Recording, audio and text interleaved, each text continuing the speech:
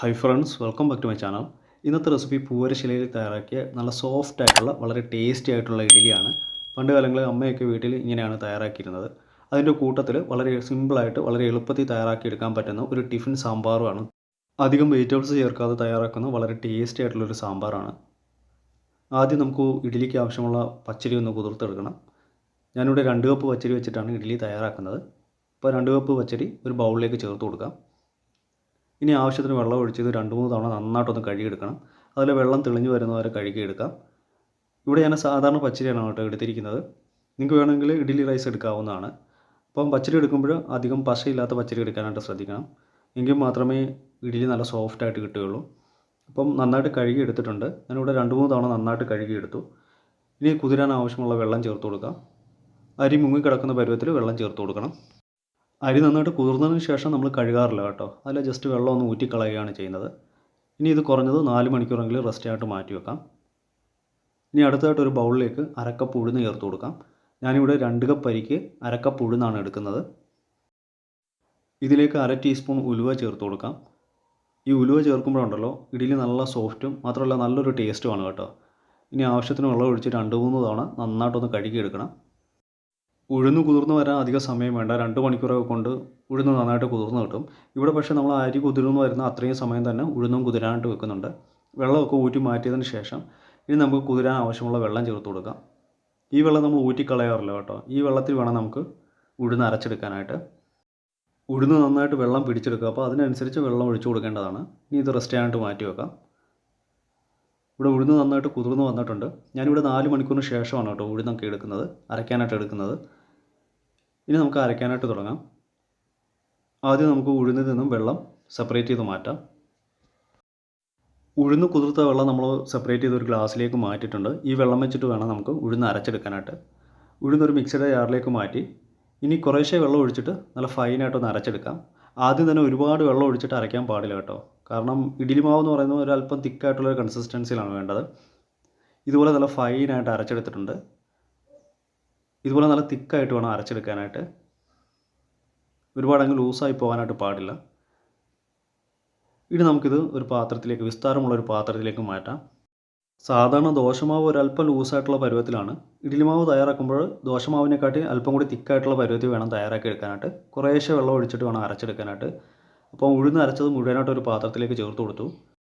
ഇനി അടുത്തായിട്ട് നമുക്ക് പച്ചരി അരച്ചെടുക്കണം. ഇവിടെ ഞാൻ 5-6 മണിക്കൂർ കുതിർത്തെടുത്ത അരിയാണ്. അതിൽ നിന്ന് വെള്ളമൊക്കെ ഊറ്റി മാറ്റി ഒരു മിക്സർ ജാറിലേക്ക് ചേർത്ത് കൊടുക്കാം. അതിനുശേഷം ഞാനിവിടെ ഉഴുന്ന് നമ്മൾ കുതിരാൻ വെച്ച വെള്ളം ഉണ്ടല്ലോ, അത് അധികം വന്ന വെള്ളം ചേർത്തിട്ടാണ് അരച്ചെടുക്കുന്നത്. കുറേശ്ശെ വെള്ളം ചേർത്തിട്ട് നല്ല ഫൈനായിട്ട് അരച്ചെടുത്തിട്ടുണ്ട്. ഇതിലേക്ക് 1/2 കപ്പ് ചോറ് കൂടി ചേർത്തിട്ട് നല്ല ഫൈനായിട്ടൊന്ന് അരച്ചെടുക്കണം. ഇനി ഉഴുന്ന് കുതിർത്ത വെള്ളം ഇല്ലയെന്നുണ്ടെങ്കിൽ സാധാരണ നോർമൽ വാട്ടർ ചേർത്തിട്ട് അരച്ചെടുക്കാവുന്നതാണ്. കുറേശ്ശെ വെള്ളം ചേർത്തിട്ട് അരിയും അരച്ചെടുത്തിട്ടുണ്ട്. ഇനി അരച്ചു വെച്ചിരിക്കുന്ന ഉഴുന്നിലേക്ക് അരി അരച്ചതുകൂടി ചേർത്ത് കൊടുക്കാം. ഇവിടെ നമ്മൾ അരി ഉഴുന്ന് സെപ്പറേറ്റ് ആയിട്ടാണ് അരച്ചെടുത്തിരിക്കുന്നത്. അതിനുശേഷം കൈകൊണ്ട് ഇത് നന്നായിട്ടൊന്ന് മിക്സ് ചെയ്തെടുക്കാം. 2-3 മിനിറ്റ് നന്നായിട്ടൊന്ന് ബീറ്റ് ചെയ്തെടുക്കണം. അപ്പോഴാണ് നല്ല സോഫ്റ്റായിട്ട് ഇഡ്ഡലി കിട്ടുക. ഇനി കൈ ഉപയോഗിച്ച് മിക്സ് ചെയ്യാൻ താല്പര്യമില്ലാത്തവർക്ക് തവി കൊണ്ട് നന്നായിട്ട് ഇതുപോലെ ഒന്ന് മിക്സ് ചെയ്തെടുക്കാവുന്നതാണ്. പക്ഷേ നല്ല ക്ലീൻ ആയിട്ടുള്ള കൈ വെച്ചിട്ട് മിക്സ് ചെയ്തെടുക്കുന്നതായിരിക്കും നല്ലത്. ഇനി മൂടി വെച്ചിട്ട് നമുക്ക് റെസ്റ്റ് ചെയ്യാനായിട്ട് മാറ്റി വെക്കാം. ഞാനിവിടെ ഓവർനൈറ്റ് റെസ്റ്റ് ചെയ്യാനായിട്ട് വെക്കുന്നുണ്ട്. അതിനുശേഷം രാവിലെയാണ് നമ്മളിത് ഇഡ്ഡലി തയ്യാറാക്കുന്നത്. രാവിലെ മാവ് ഇഡ്ഡലി തയ്യാറാക്കാൻ പാകത്തിന് റെഡി ആയിട്ടുണ്ട്. നമ്മളിപ്പോഴാണ് കേട്ടോ ഉപ്പൊക്കെ ചേർത്ത് കൊടുക്കാറ്. കാരണം തലേന്ന് ഉപ്പ് ചേർത്താൽ ഒരുപാട് മാവ് പുളിച്ചു പോകുന്നതായിട്ട് തോന്നിയിട്ടുണ്ട്. ഇനി ഇതിലേക്ക് 2-3 ഇൻഗ്രീഡിയൻസ് കൂടുതൽ ചേർക്കുന്നുണ്ട് കേട്ടോ. കുറച്ച് കറിവേപ്പിലയും ഒരു ചെറിയ കഷ്ണം ഇഞ്ചിയും പച്ചമുളകുമാണ്. ഇത് നന്നായിട്ട് നുറുക്കിയെടുക്കാം.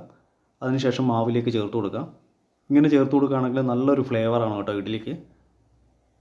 ഇനി പാകത്തിനുള്ള ഉപ്പ് ചേർത്ത് കൊടുക്കാം. ഇവിടെ ഇഞ്ചിയും പച്ചമുളകും കറിവേപ്പിലയൊക്കെ തീരെ പൊടിയായിട്ടാണ് നമ്മൾ അരിഞ്ഞ് ചേർത്ത് കൊടുത്തത്.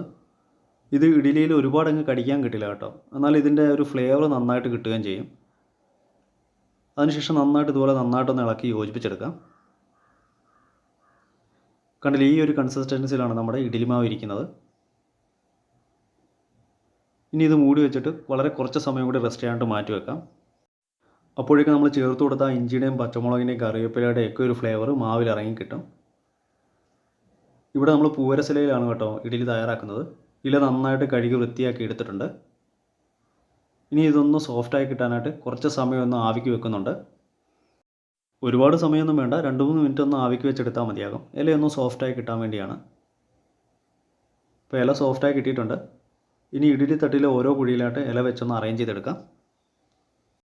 ഇങ്ങനെ പൂവരശിലയിൽ ഇഡ്ഡലി പുഴുങ്ങിയെടുക്കുമ്പോൾ ഒരു പ്രത്യേക ടേസ്റ്റാണ് കേട്ടോ. പണ്ട് കാലങ്ങളിൽ അമ്മയൊക്കെ വീട്ടിൽ ഇതുപോലാണ് ഇഡ്ഡലി തയ്യാറാക്കി എടുക്കാറ്.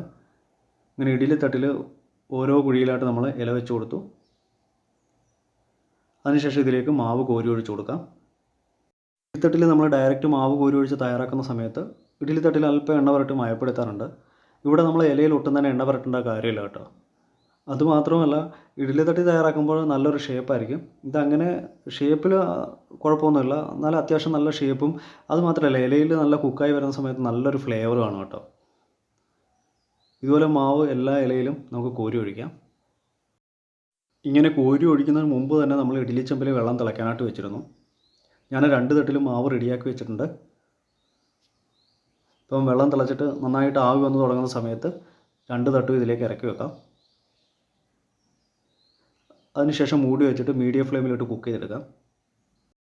നന്നായിട്ട് വെള്ളം തിളച്ചിട്ട് ആവിയൊക്കെ വന്നതിന് ശേഷം ഇതുപോലെ തട്ടിറക്കി വെക്കുകയാണെങ്കിൽ അധികം സമയം എടുക്കില്ല കുക്കായി വരാനായിട്ട്.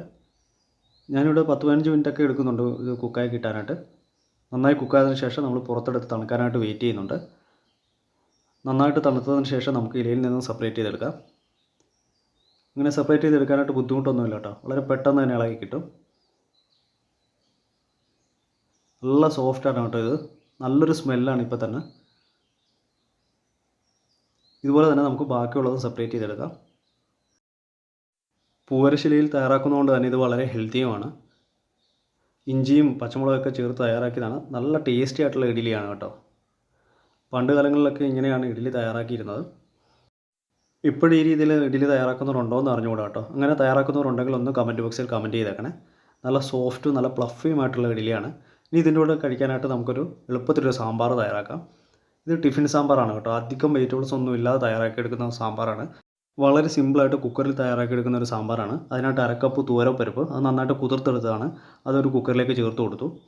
ഇനി ഇതിലേക്ക് വെജിറ്റബിൾസ് ചേർത്ത് കൊടുക്കാം. ഒരു മീഡിയം സൈസ് കിഴങ്ങ് കട്ട് ചെയ്തതും, ഒരു ചെറിയ കഷ്ണം കുമ്പളങ്ങ, അത് നമ്മൾ കിഴങ്ങെടുത്ത് അത്രയും ക്വാണ്ടിറ്റി തന്നെ കുമ്പളങ്ങ എടുത്തു. അതേ ക്വാണ്ടിറ്റിയിൽ മത്തങ്ങയായും. ഇത് കഷ്ണങ്ങളൊക്കെ ഒരു 10-12 പീസേ കാണുള്ളൂ കേട്ടോ. ഒരു മീഡിയം സൈസ് ക്യാരറ്റ് കട്ട് ചെയ്ത് ചേർത്ത് കൊടുക്കാം. ഒരു മീഡിയം സൈസ് സവാള ക്യൂബ്സായിട്ട് കട്ട് ചെയ്ത് ചേർത്ത് കൊടുക്കാം. ഇനി ഒരു മീഡിയം സൈസ് തക്കാളി കട്ട് ചെയ്ത് ചേർത്ത് കൊടുക്കുന്നുണ്ട്. 4-5 പച്ചമുളക് കീറി ഇട്ട് കൊടുക്കുന്നുണ്ട്. ഇനി നമുക്ക് പൊടികളൊക്കെ ചേർത്ത് കൊടുക്കാം. 1/4 ടീസ്പൂൺ മഞ്ഞൾപ്പൊടി ആദ്യം ചേർത്ത് കൊടുക്കാം. 2 ടേബിൾ സ്പൂൺ മല്ലിപ്പൊടി ചേർത്ത് കൊടുക്കാം. ഇനി 1/2 ടേബിൾ സ്പൂൺ മുളക് പൊടിയാണ് ചേർത്ത് കൊടുക്കുന്നത്. ഇനി ആവശ്യത്തിനുള്ള ഉപ്പ് ചേർത്ത് കൊടുക്കാം. അതിനുശേഷം കുക്ക് ചെയ്യാൻ പാകത്തുള്ള വെള്ളം ചേർത്ത് കൊടുക്കുന്നുണ്ട്. വെള്ളം നമ്മൾ കഷ്ണങ്ങൾ മുങ്ങിക്കിടക്കുന്ന പരുവത്തിൽ വെള്ളം ചേർത്ത് കൊടുക്കണം. കാരണം തുവരപ്പരിപ്പൊക്കെ കുക്കായി വരുന്ന സമയത്ത് നല്ല തിക്കായി വരാനുള്ള സാധ്യതയുണ്ട്. അപ്പോൾ അതിനനുസരിച്ച് നമുക്ക് വെള്ളം ചേർത്ത് കൊടുക്കണം. അതിനുശേഷം നന്നായിട്ട് ഇതെല്ലാം കൂടി ഒന്ന് മിക്സ് ചെയ്തെടുക്കാം. അപ്പോൾ വെജിറ്റബിൾസ് ഇത്രയും തന്നെ വേണമെന്ന് നിർബന്ധമില്ല കേട്ടോ. ഇതിപ്പം അത്യാവശ്യം ഉള്ളതുകൊണ്ട് ഞാൻ ചേർത്ത് കൊടുത്തതാണ്. ഇനി കുക്കർ അടച്ചിട്ട് മൂടി വെച്ചിട്ട് മീഡിയം ഫ്ലെയിമിലിട്ട് ഒറ്റ വിസിൽ വരുന്നവരെ കുക്ക് ചെയ്തെടുക്കണം. അപ്പോൾ ഒരു വിസിലിന് ശേഷം സ്റ്റീമൊക്കെ കളഞ്ഞെടുത്തിട്ടുണ്ട്. നമ്മുടെ വെജിറ്റബിൾസൊക്കെ നല്ല പാകത്തിന് കുക്കായിട്ടുണ്ട്. പരിപ്പൊക്കെ നന്നായിട്ട് കുക്കായിട്ടുണ്ട്. ഇതിലേക്കൊരു നെല്ലിക്ക വലുപ്പത്തിൽ വാളംപുളി പിഴിഞ്ഞത് ചേർത്ത് കൊടുക്കാം. അപ്പോൾ പുളിക്ക് ആവശ്യത്തിന് അനുസരിച്ച് ചേർത്ത് കൊടുക്കേണ്ടതാണ്. ഇനി ചേർത്ത് കൊടുക്കുന്നത് സാമ്പാർ പൊടിയാണ്. ഞാൻ 2 സ്പൂൺ സാമ്പാർ പൊടി ചേർത്ത് കൊടുക്കുന്നുണ്ട്. ഇനി പുളി ചേർത്ത് കഴിയുമ്പോൾ എന്തായാലും ഉപ്പിന് വ്യത്യാസം വരും. അപ്പം പാകത്തുള്ള ഉപ്പ് കൂടി ചേർത്ത് കൊടുക്കാം. അതിനുശേഷം നന്നായിട്ട് ഇതുപോലെ ഒന്ന് ഇളക്കി യോജിപ്പിച്ചെടുക്കാം. നമ്മൾ പുളിയും സാമ്പാർ പൊടിയൊക്കെ ചേർത്തല്ലേ, അപ്പോൾ ഒന്നുകൂടി ഒന്ന് തിളപ്പിച്ചെടുക്കണം. മീഡിയം ഫ്ലെയിമിലിട്ട് വളരെ കുറച്ച് സമയം കൂടി ഒന്ന് മൂടി വെച്ചിട്ട് കുക്ക് ചെയ്യാം. ആ സമയം കൊണ്ട് ഇതിന് വേണ്ട ഒന്ന് താളിപ്പ് തയ്യാറാക്കാം. ഒരു പാത്രം അടുപ്പിൽ വെച്ച് ചൂടാകുന്ന സമയത്ത് 2 ടേബിൾ സ്പൂൺ വെളിച്ചെണ്ണ ഒഴിച്ചു കൊടുക്കാം. വെളിച്ചെണ്ണ നന്നായി ചൂടായി വന്നതിന് ശേഷം 1/2 ടീസ്പൂൺ കടുക് ഇട്ടൊന്ന് പൊട്ടിച്ചെടുക്കാം. കടുക് നന്നായിട്ട് പൊട്ടി വന്നിട്ടുണ്ട്. ഇതിലേക്ക് 3-4 ചുവന്നുള്ളി സ്ലൈസായിട്ട് അരിഞ്ഞ് ചേർത്തൊന്ന് മൂപ്പിച്ചെടുക്കണം. ചെറുതായിട്ടൊന്ന് മൂത്ത് വരുന്ന സമയത്ത് ഇതിലേക്ക് നമുക്ക് വറ്റൽമുളക് ചേർത്ത് കൊടുക്കാം. ഞാനിവിടെ 3 വറ്റൽമുളക് കട്ട് ചെയ്ത് ചേർത്ത് കൊടുക്കുന്നുണ്ട്. കൂടെ 2 തണ്ട് കറിവേപ്പില കൂടി ചേർത്ത് കൊടുക്കാം. ഇനി ഫ്ലെയിം തീരെ കുറച്ചിട്ട് വളരെ കുറച്ച് സമയം ഒന്ന് റോസ്റ്റ് ചെയ്തെടുക്കാം.